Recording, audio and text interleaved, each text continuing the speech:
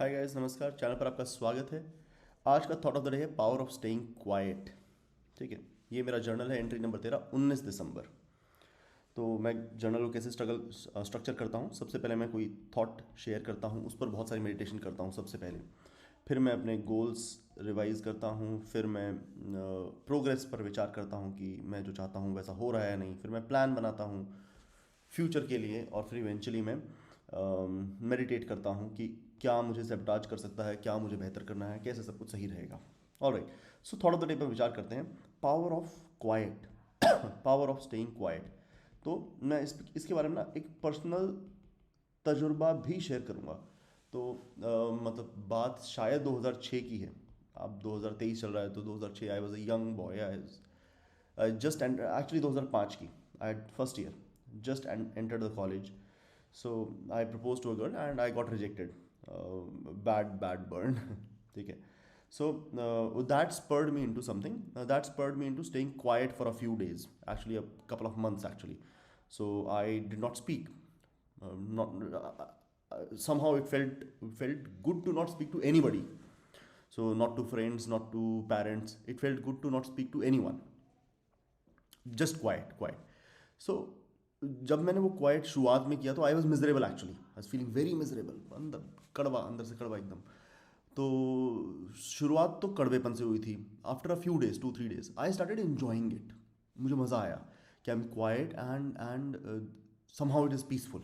It is peaceful कि something is being said, but I prefer quiet, so I would not respond to that.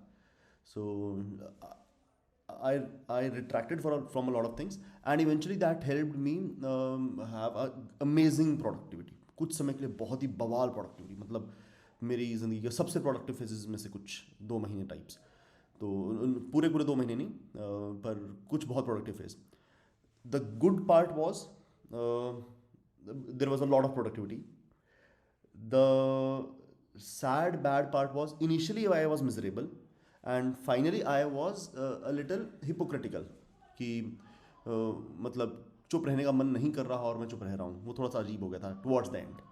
ठीक है, तो मैं अब इसको दोबारा से ऐसा प्रिस्क्राइब नहीं करता हूँ कि पावर ऑफ स्टेइंग क्वाइट पूरा 2-2 महीना चुप रहो, but I think power of staying quiet can be applied for like 5-6 hours every day, 2-3 hours every day.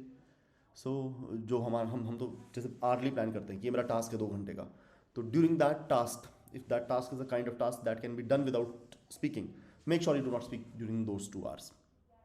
मतलब दिन के ऐसे 2-2 घंटे के, लेटर से आपने 5 हिस्से बना रखे हैं, 2-2 घंटे के 5 हिस्से बना रखे हैं, मतलब कि ये दो अगला 2 घंटा प्लान कर रखा है, और अगला 2 घंटा चुप रह के काम चल सकता है, तो make sure you do not speak during those 2 hours, no matter what, no matter what. तो 1, this would prevent distractions. 2, I do not understand where that power comes from. So somehow when you're staying quiet now, a unique, a weird power somehow surges through. I do not understand it at all. मैं नहीं समझता हूँ। तो जो actually जो जो लोग meditation वगैरह करते हैं वो भी क्वाइट को प्रिस्क्राइब करते हैं, शायद वो उसके पीछे की साइकोलॉजी, मैथ, साइंस ज़्यादा समझते हो, मैं नहीं समझता हूँ। पर मैं ये जानता हूँ कि जब मैं चुप रहता हूँ तो ऐसा ऐसा चुप रहने में कभी कभी वो स्पॉट आता है कि बहुत अच्छी पावर महसूस होती है और प्रोडक्टिविटी बहुत बढ़ जाती है। बहुत लंबे टाइम से चुप रहने से मुझको हिपोक्रेसी फील होती है कि मन अब अलग हो चुका है, मैं वैसा उतना स्थिर हूँ नहीं, और फालतू वो मुझे ड्रामा वाली स्टेज में पहुँच जाता हूँ मैं कई बार। तो बहुत लंबा अगर मैं इसको खींचता हूँ तो मैं बताता हूँ हिपोक्रेसी और ड्रामे वाली स्टेज में पहुँच जाता हूँ। लेकिन बीच में एक स्पॉट बहुत स्वीट आता है जहाँ पर बहुत ताकत है, उसकी मैथ साइंस में नहीं समझता हूँ, but I am just prescribing how about staying quite every day. Every day की बजाय जैसे कि वो 2 घंटे का टास्क प्लान कर रखा है, during that 2 hours I will not speak to no one, no one. That would prevent distraction, and if weirdly you feel the power that I am talking about, that I do not understand, तो तुम समझ जाओगे यार कितना magical है ये। तो I am going to try it today, I am going to try it today. तो जो मेरे वो वाले टास्क हैं कि जब मुझे video banana, of course I can not stay quiet, पर जो वो वाले टास्क हैं कि जब मुझे वीडियो नहीं बनाना है और कुछ करना है, तो I would certainly try it, certainly try it quite. It is amazingly powerful. बहुत सालों में मैंने इसको महसूस नहीं किया है, तो I am going to again give it a try. All right, so now on to goals, और गोल्स पे प्रोग्रेस और फ्यूचर वगैरह की हम बात करेंगे। तो गोल्स हैं मेरे 4। जिसमें 3 प्राइमरी और एक सेकेंडरी है, डिराइव्ड गोल है। तो प्राइमरी गोल है कि मुझे 90 डेज़ के क्रॉस एससी प्रेप करनी है, सॉफ्टवेयर इंजीनियरिंग की प्रेप करनी है, जिसके अंदर मुझे डीएसए भी सॉल्व करना है, ड्रीम एंड बिल्ड से डेव करना है, वो बहुत इंपॉर्टेंट है। तो मतलब मैं इसको फर्दर तोड़ता हूँ, डीएसए, ड्रीम एंड बिल्ड, और बाद में एलएलडी और एचएलडी भी है। तो ये एक गोल है। दूसरी मतलब ये तो 4 सब्जेक्ट हुए बेसिकली, गोल तो एक ही कि 90 डेज़ में एससी प्रेप करना है। दूसरा गोल है पावर लिफ्टिंग का, मुझे नेशनल रिकॉर्ड तोड़ना है, ऐसा मैंने विचार बना रखा है। 1 साल में टूट जाए, 2 साल में टूट जाए, उसके लिए कार्यान्वित रहना है। तीसरा है मुझे जेई की तैयारी करनी है और अगले साल अप्रैल का जेई देना है। तो अभी मैं ये शुरू करने का हक नहीं रखता हूँ क्योंकि मैं इन दोनों पे सफिशिएंटली जीत नहीं रहा हूँ। और इन तीनों से जुड़ा हुआ एक गोल है कि इन तीनों के थ्रू 3 यूट्यूब चैनल बनेंगे जो मुझे यूट्यूब चैनल चलाने हैं। ठीक है, बन रखे हैं चैनल, तो मैं इनफ कंटेंट हर जगह डाल नहीं रहा हूँ। सो आई हैड जो प्रोग्रेस अभी तक रही है, डीएसए में मैंने 75 सवाल सोचे थे, मैंने 90 दिन के क्रॉस 75 सवाल सोचे थे, मैंने 5-7 दिन में ही कर दिए थे। अब मैं उन चैनल का कंटेंट बना रहा हूँ जो यूट्यूब चैनल पर जा रहा है, तो that is a win, that is a win. What is a loss? Dream and build एक फिलॉसफी है जिससे सॉफ्टवेयर बनाना चाहिए, और जो ये प्रोजेक्ट बनाने की बेस्ट फिलॉसफी है, डेवलपमेंट सीखने की बेस्ट फिलॉसफी है, बेस्टेस्ट फिलॉसफी है, मैंने लोगों को करते देखा है। तो जिन लोगों को करते देखा है उनको मेरा ऐसे अंदर से इज्जत आती है। ठीक है, तो ये फिलॉसफी मेरे लिए बहुत ज़रूरी है, दुनिया के लिए बहुत ज़रूरी है, और इसको करने में मुझे बहुत रेजिस्टेंस आ रही है। I have not started it, so that is a major major failure that is happening for a last few days. So मुझे इसको तोड़ना है, इस बैरियर के अंदर से तोड़ना, और इसको तोड़ने के लिए सिवाय करेज की कुछ नहीं लग रहा। वो होता है कि बस उसके बाहर काम को, वो ठंडा पानी पहला ही बाहर डालते हुए डर लगता है, एक बार आप पानी डाल देते हो तो अंदर सब कुछ बढ़िया ही होता है। तो जस्ट डू इट है, तो मुझे इस पर जस्ट डू इट करना है। ठीक है, एलएलडी एचएलडी की साइकिल बाद में आएगी। पावर लिफ्टिंग भी बढ़िया चल रहा है, एकदम डाइट प्रिसीजन के साथ, एकदम वर्कआउट प्रिसीजन के साथ, बिल्कुल बढ़िया चल रहा है। तो बेंच प्रेस, स्क्वाट और डेडलिफ्ट, नंबर्स तो अभी नहीं बढ़े हैं, नंबर्स तो वही रहेंगे, इतनी जल्दी जल्दी नंबर्स नहीं बढ़ते हैं। तो महीने के एंड में मैं पीआर चेक करूंगा, लेकिन महीने के एंड में मुझे मालूम है कि पीआर बढ़ने वाला है, अच्छा पीआर बढ़ने वाला है। तो कम से कम मैं सभी जगह आई एम होपिंग कि 10-10 किलो हो जाएगा, 10-10 किलो का ग्रोथ हो जाएगा। बेंच प्रेस में नहीं होगा, स्क्वाट और डेडलिफ्ट में 10-10 किलो का ग्रोथ हो जाएगा। यहाँ का नेशनल रिकॉर्ड 180 है, यहाँ का मेरी वेट का नेशनल रिकॉर्ड 268 है, इसका 291 है। I am confident of doing this in let's say 1 year 2 year, what ever that happens. इसको करने का मैं हक तब रखता हूँ जब 2 जगह जीत जाऊँ। तो एक जगह मैं बहुत अच्छी जीतें इकट्ठी कर रहा हूँ, दूसरी जगह मैं कुछ जीत मैंने इकट्ठी कर ली है, कुछ जीत मैं इकट्ठी करने वाला हूँ। ड्रीम एंड बिल्ड वाली जीत जैसे ही मैं कर दूंगा और मैं ऐसे स्टेबल फील करूँगा कि मेरे को जीतते हुए 7-8 दिन 10 दिन हो गए हैं, तब मैं ये वाला बखेड़ा भी शुरू कर लूँगा। So this is that is happening.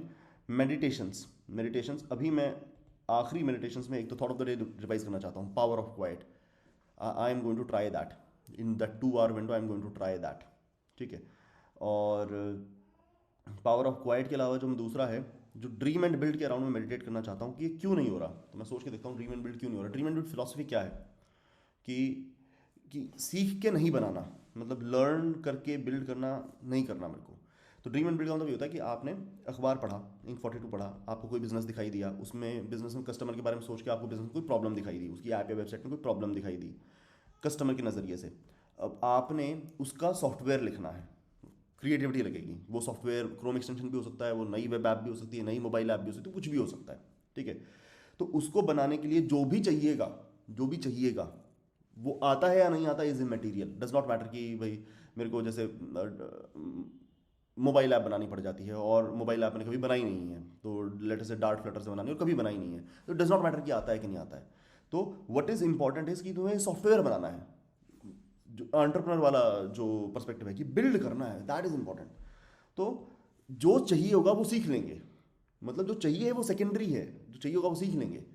तो इससे जब ये प्रोजेक्ट बनेगा तो मैं इन जो टेक्नोलॉजी यूज होंगी उनमें एक्सपर्ट नहीं होऊंगा, पर मैं चीज़ बना गया होऊंगा, दैट इज़ इंपॉर्टेंट। तो इससे क्या होगा, फिर ये बहुत ही अच्छी ट्रिक क्यों है, इससे मैं फिर अगर बना लूँगा तो फाउंडरों को, उस सेगमेंट के फाउंडरों को, उस कंपनी के फाउंडर को और उसके कॉम्पिटिटर्स को ये वीडियो रिकॉर्ड करके भेजूंगा।